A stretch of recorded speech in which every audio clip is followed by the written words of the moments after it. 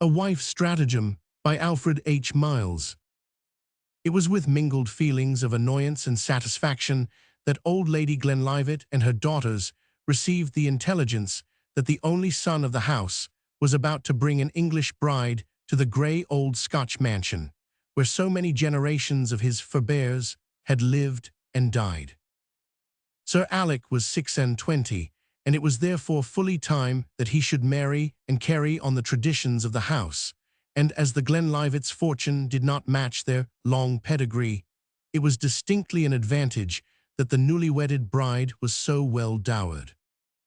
But then, on the other hand, Mistress Mary Wilkinson was an Englishwoman, and Lady Glenlivet more than suspected the fact, adroitly veiled in her son's letter, that the young lady's fortune had been made in trade.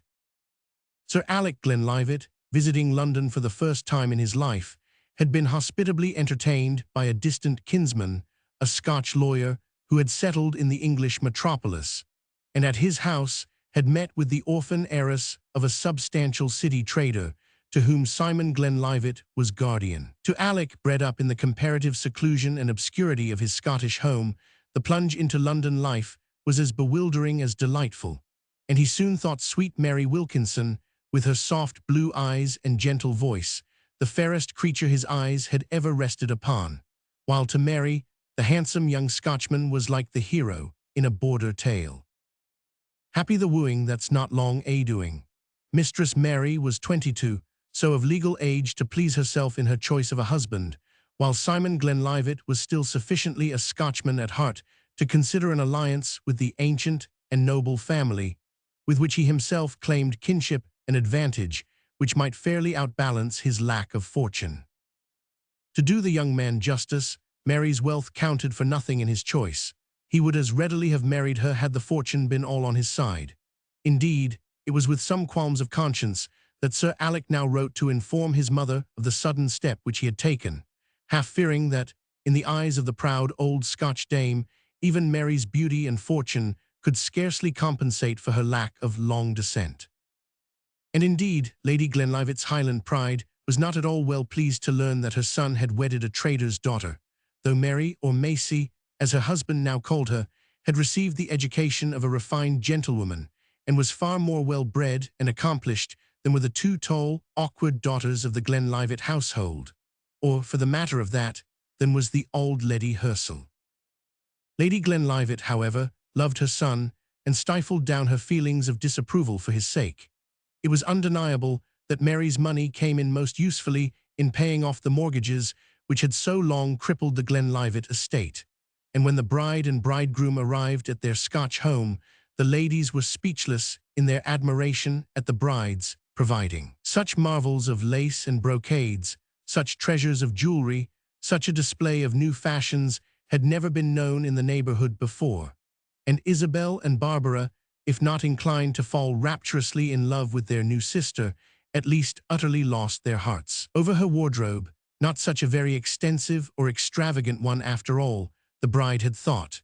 but in the 18th century, a wealthy London trader's only child would be reared in a far more luxurious manner than the daughters of many a long-descended Scotch household. Mary, or Macy, certainly found her new home lacking in many comforts which were almost necessaries in her eyes, but the girl was young and sweet-tempered and devotedly attached to her brave young husband, who equally adored his young wife. The prejudice excited against the newcomer on the score of her nationality and social rank softened down as the months went by, although old Lady Glenlivet often remarked that Macy was just English, whenever the younger lady's opinions or wishes did not entirely coincide with her own.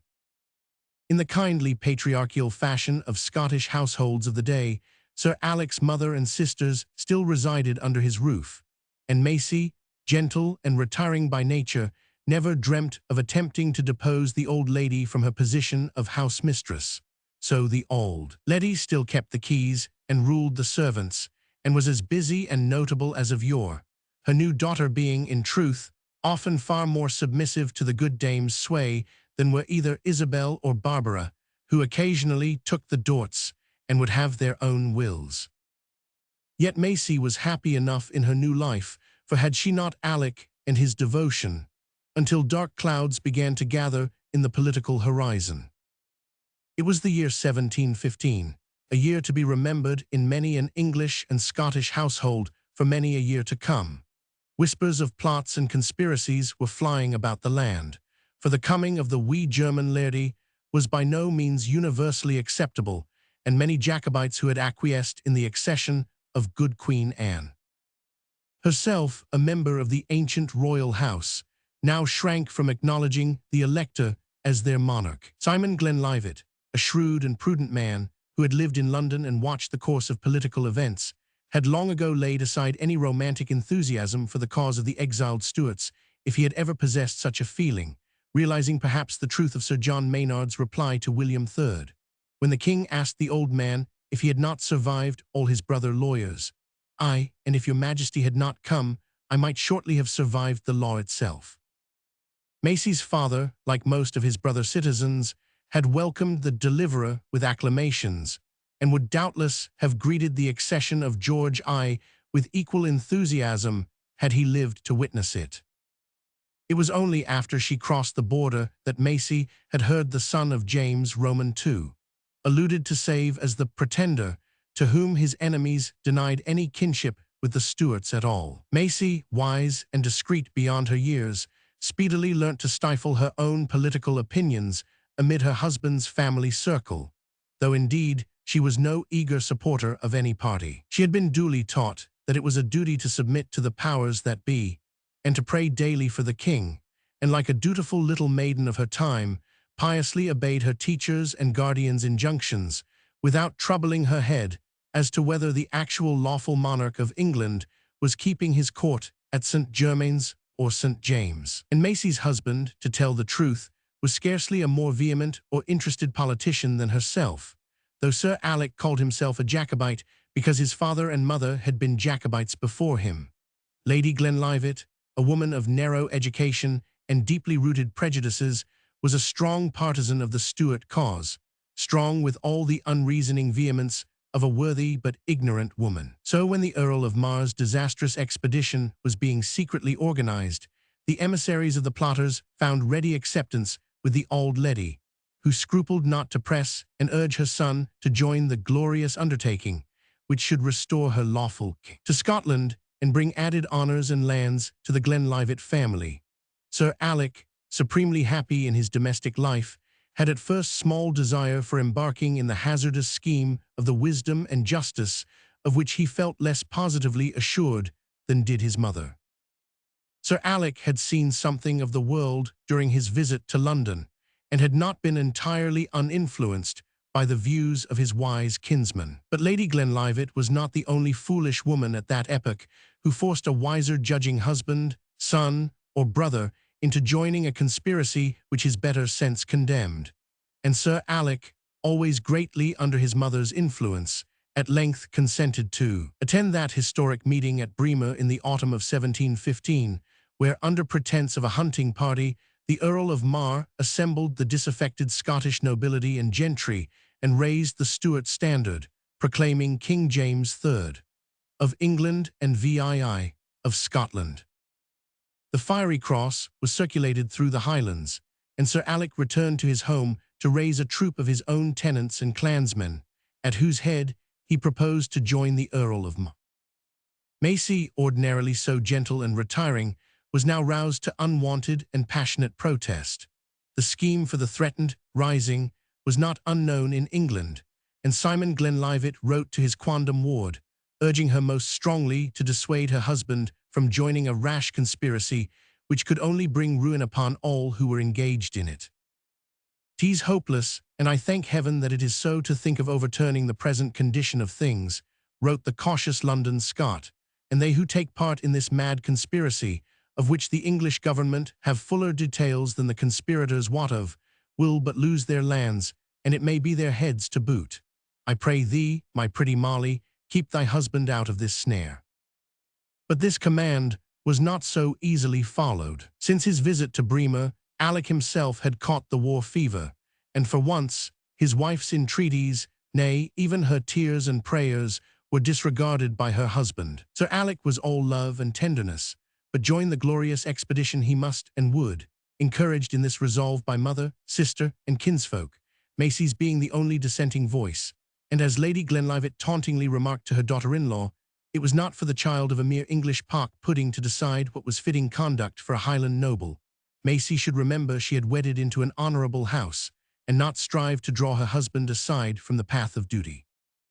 Unheeded by her husband, derided and taunted by his mother, Macy could but weep in silent despair.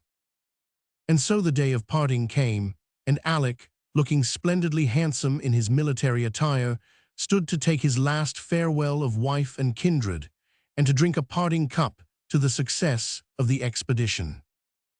"Fill me the quake, Macy," he said, with a kindly smile turning to his pale and heavy-eyed young wife. "Ye'll soon see me come back again to bid ye all put on your bras to grace the king's coronation at Edinburgh." To which hope Lady Glenlivet piously cried, "Amen," and Macy turned to mix the stirrup cup, for the morning was raw and cold.